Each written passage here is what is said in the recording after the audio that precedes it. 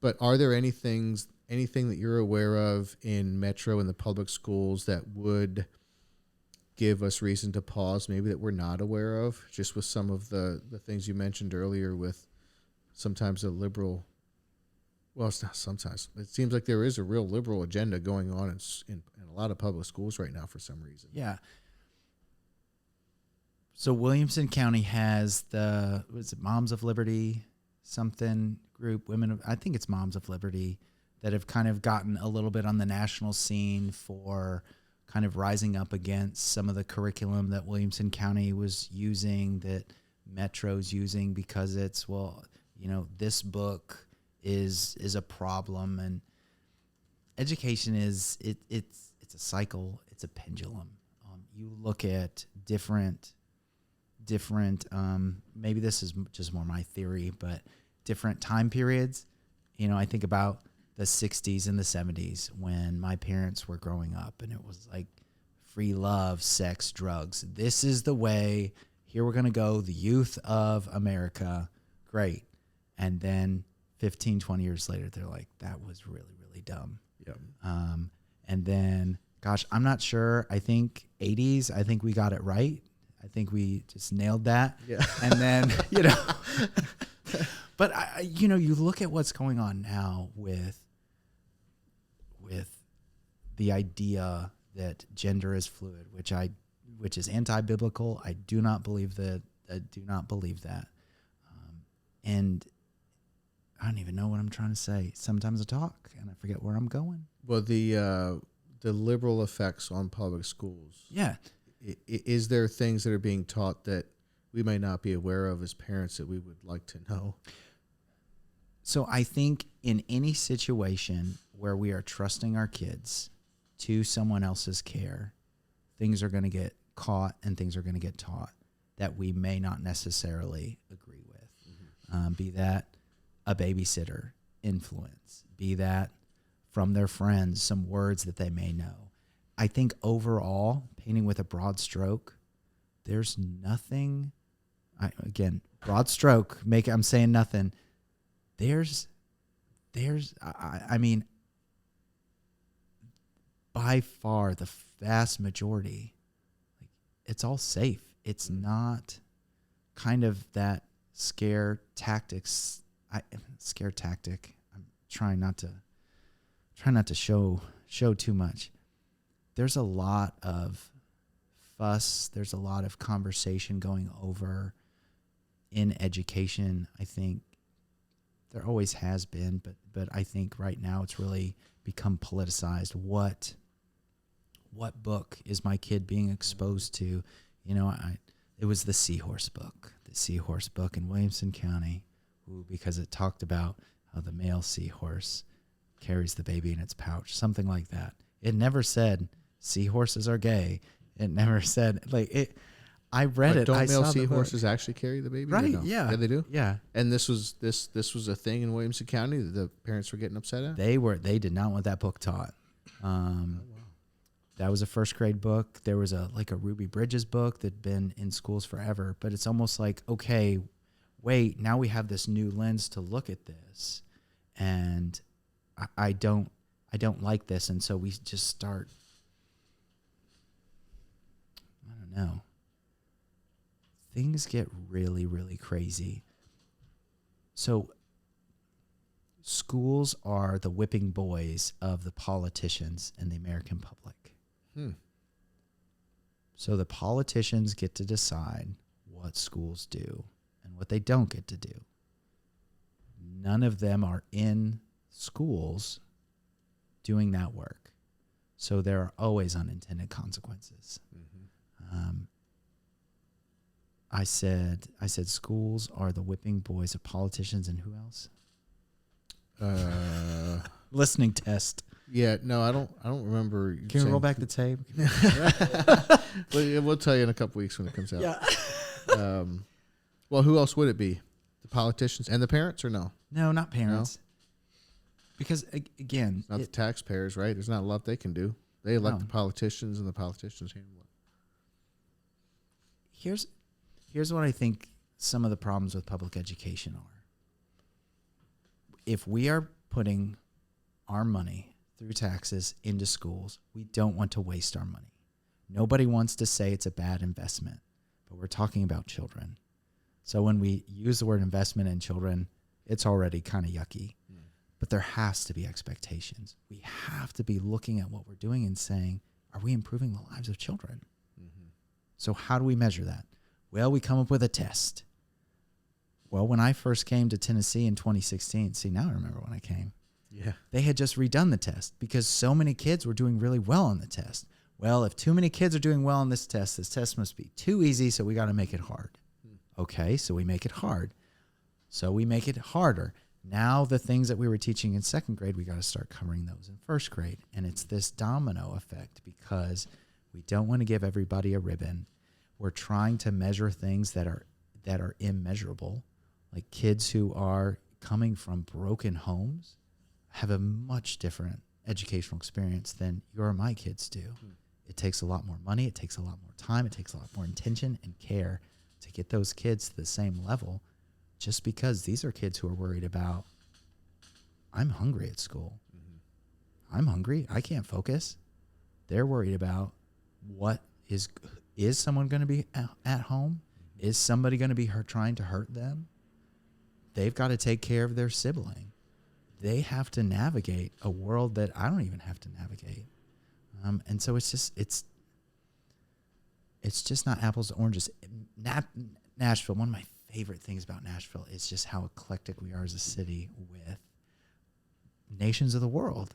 Yeah. I say this all the time to people. One of my favorite things at Creve Hall was going out at recess and just looking, and you could just see so many different shades, skin tones. You could hear different languages. Yep. And all these kids are running around, and they're just beside themselves happy. Yeah. You know? I notice it when there's a school function and we are at it that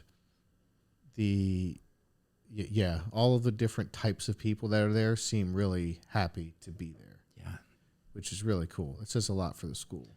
Well, when you fill a school with people, not just people who care about kids, because, again, almost all educators deeply care about kids, but you fill it with people who are Christians, who their starting point is loving the Lord, and then setting them in front of kids and saying, these kids need you. What you're doing, what you're doing is important. Mm-hmm. Because this is how you are serving your Father, your Father God. It's like, that makes a difference. Yeah, no doubt. It's exciting. No doubt. So are you saying that at least in the state of Tennessee, parents who are worried about their kids being taught critical race theory, are you saying that that's not really a big concern right now? It's against the law in Tennessee to teach critical race theory. No kidding. There's a law about that? Yes. Yeah, they made a law because they're like, we can't do this. Now I'm curious how they define it, because sometimes it can be a little hard to define, right? Well, see, that's the other thing. So it's a college level idea. I don't know what critical race theory is. I mean, I have what I believe it is, but I don't really know. Mm-hmm. And so how do we teach that to kids? And so I think at times it can come down to, I don't want my kid to feel bad. Nobody wants their kid to feel bad. You don't want your kid to come home and say, I had a tough day. You don't want your kid to come home and cry. You're like, well, I'm going to do something about this. Mm-hmm. And so this idea of, well, what are we teaching our kids? Are we teaching our kids that other kids are better than them? That because the color of your skin a long time ago, like my ancestors mistreated other people? It's like, at some point, we need to teach kids history. Mm-hmm. But that doesn't mean they need to learn that in first grade. And so that's where it's like, well, at what point do we start to have these difficult conversations with kids? It's like, I don't know. I don't get to make the rules. That's what the politicians do. Yeah. Okay. So CRT it's illegal to teach it in the state of Tennessee. Yeah, it's on the books. Interesting. But that's not the case in every state, correct? Correct. And okay, so that's something that parents can keep in mind. You know, it's going to be very location specific. Okay. So what would be so if it's not CRT, because that seems to be like the hot topic, the politicized topic. Yeah. if that's kind of off the table as a concern, let's say in the state of Tennessee for public schools, then what would be the most kind of pungent liberal influences that parents could be or should be concerned about here then? Or is that just where it's like more is caught than taught, and you can't teach CRT, but if your teacher is a furry or a... What's a furry? You don't know what a furry is, bro? I'm about to get kicked off the podcast. Okay. Or, if your teacher's like super woke and everything is about being super woke, well, that's probably hard for the state of Tennessee to, first of all, identify that exactly, and second of all, take action on it. So, so maybe it's a hard question about like, if CRT is off the table, then is there any liberal influence that those in Tennessee public schools should be concerned about?